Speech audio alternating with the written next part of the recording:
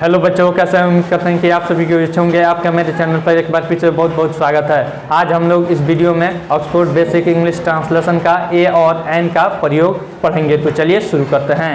Video शुरू करने से पहले नए आने वाले बच्चों से गुजारिश है कि लाल बटन दबाकर मेरे चैनल को सब्सक्राइब कीजिए और साथ ही साथ बेल आइकन भी जरूर दबाइए। तो चलिए शुरू करते हैं।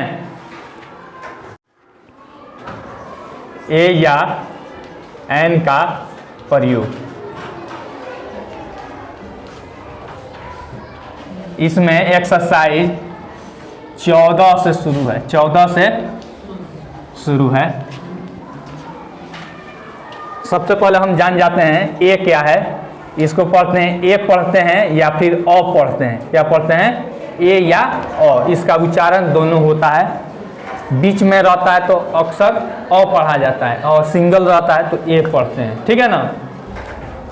इसका अर्थ हो जाता है एक। ए मतलब एक या फिर अ मतलब एक। फिर यह होता है एन। क्या पढ़ते हैं? एन। या बीच में जब रहता है वाक्य के बीच में तो अन पढ़ते हैं। ठीक है ना। अन मतलब भी एक होता है।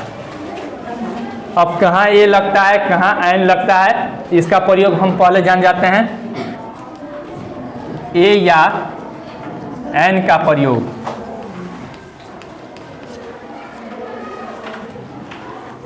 ए या एन का प्रयोग काउंटेबल नाउन के पहले किया जाता है। काउंटेबल नाउन के काउंटेबल नाउन क्या है पहले इसको हम समझते हैं। काउंटेबल नाउन क्या है पहले इसको समझ लेते हैं। जिसे गिना जा सके, यहाँ पे नीचे में लिख देते हैं, जिसे गिना जा सके। गिना जा सके उसे क्या कहते हैं? काउंटेबल नाउन कहते हैं। जैसे में मान लीजिए किताब। किताब को हम गिन सकते हैं कि नहीं? अतः वह क्या है? काउंटेबल नाउन है। तो उसके पहले ए एन लग सकता है। नाउन के पहले ए या एन लगता है। किसके पहले नहीं लगता है? जिसको नहीं गिन सकते हैं उसके पहले ए एन नहीं लगता है। जैसे पानी, वाटर। वाटर के पहले ए एन लगेगा? नहीं, क्योंकि उसे हम नहीं गिन सकते हैं। यहाँ पे वही बात लिख देते हैं। ए एन का प्रयोग नहीं होता है। नहीं, यहाँ पे स्टार लगा लीजिए, पॉइंट है। नहीं होता है। Uncountable noun. Uncountable noun. इसको भी नीचे में लिख देते हैं, जिसे नहीं गिन सकते हैं। जिसे अनकाउंटेबल नाउन किसे कहते हैं? जिसे नहीं गिना जा सके, जिसे नहीं गिना जाता है, नहीं गिना जाता है। कोई दिक्कत बाबू?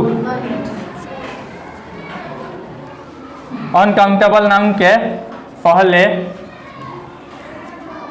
ए या एन नहीं लगता है। नहीं लगता है।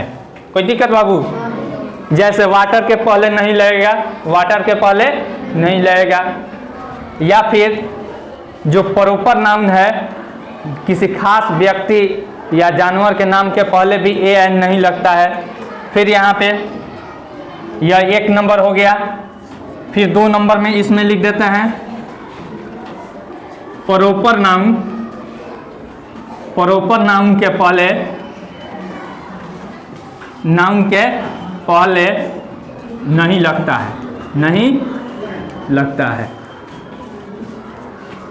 जैसे नाम हो गया मोहन। मोहन के पहले ए एन लगेगा? नहीं लगेगा। मोहन के पहले ए एन नहीं लगेगा। जैसे आप ही लोग का नाम है रोहन, किसी का नाम है रोहन, तो रोहन के नाम के पहले ए एन लगेगा? नहीं लगेगा। तो कोई कह दे कि किसके किसके पहले नहीं लगता है, तो अनकाउंटेबल नाउन के पहले और फिर प्रॉपर नाउन के पहले नहीं लगता है। ठीक है ना। ए और ए एन का प्रयोग कहाँ होता है? तो काउंटेबल नाउन के पहले होता है। किसके पहले? काउंटेबल नाउन के पहले, जिसे गिना जा सकता है उस नाउन के पहले लगता है। अब अलग अलग हम लोग देखेंगे कि ए का प्रयोग कहाँ होता है और फिर एन का प्रयोग कहाँ होता है। फिर स्टार लगा देते हैं। ए का प्रयोग,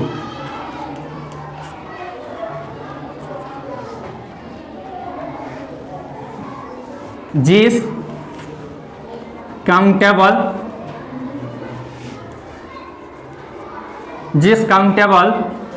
नाउन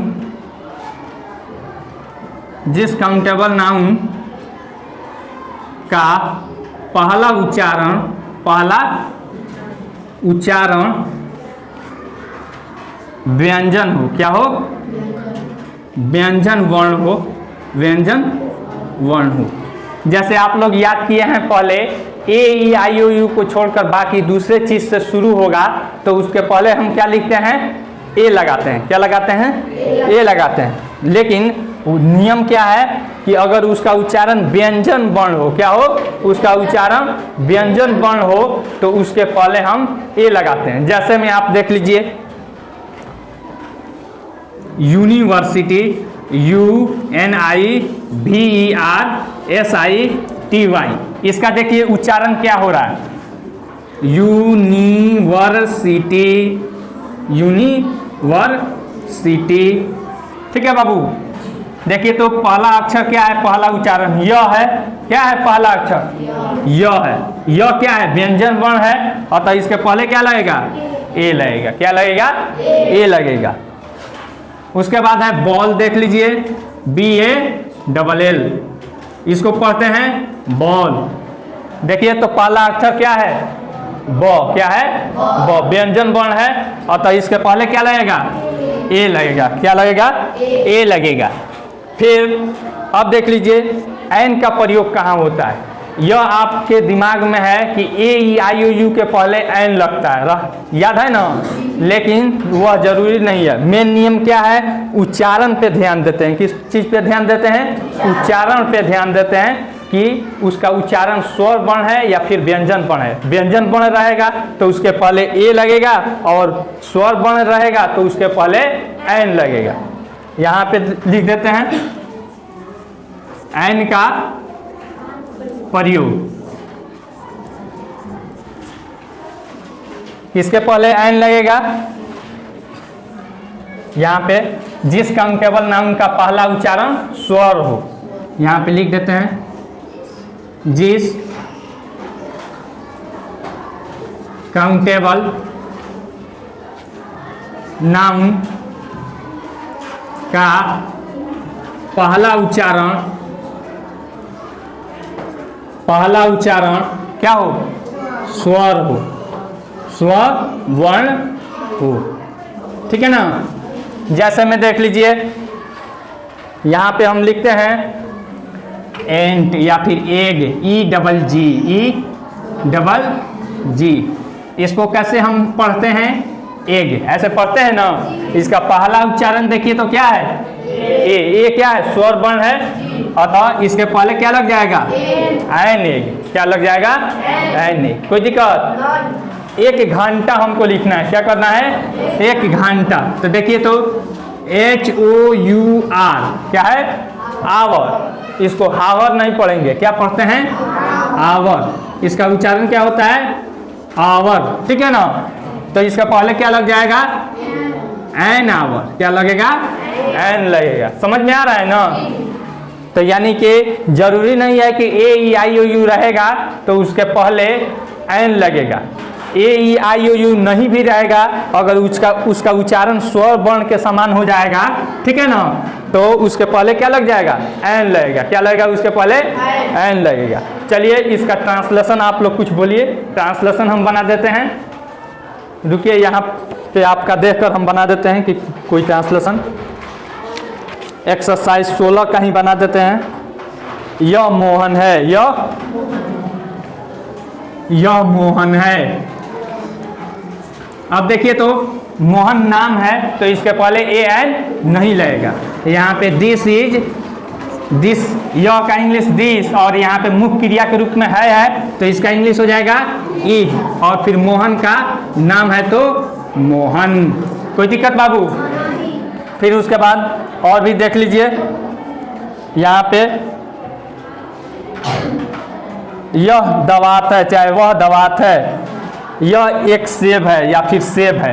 अब यहाँ पे देखिए यह सेब है, अब देखिए बाबू यह सेब है, यह का इंग्लिश क्या लगाइएगा, ईट लगाइए या फिर दिस लगाइए। हम यहाँ पे ईट लगा देते हैं, क्या लगा देते हैं, ईट। ईट मतलब यह होता है।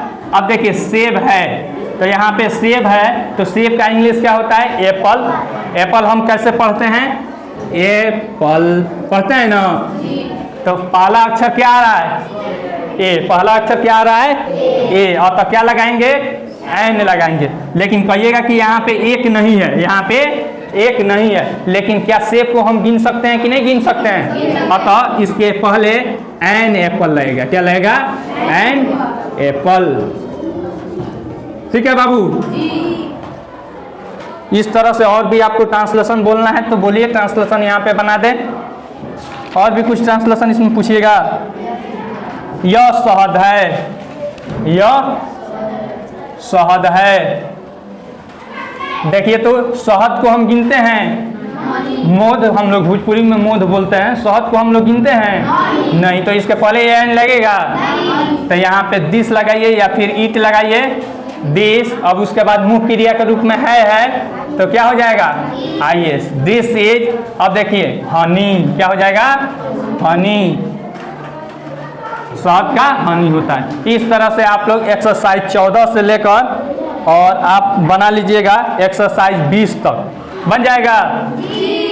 चलिए आप लोग को यह वीडियो समझ में आ गया होगा। आई होप आपको यह वीडियो बहुत पसंद आई होगी। अगर वीडियो पसंद आई हो तो लाइक कीजिए, शेयर कीजिए और कमेंट करके अपना सुझाव जरूर दीजिए। अगर फिर भी अगर आपके मन में कोई कन्फ्यूजन है या कोई डाउट है तो आप नीचे कमेंट सेक्शन में निधड़क कमेंट करके पूछ सकते हैं। Thanks for watching.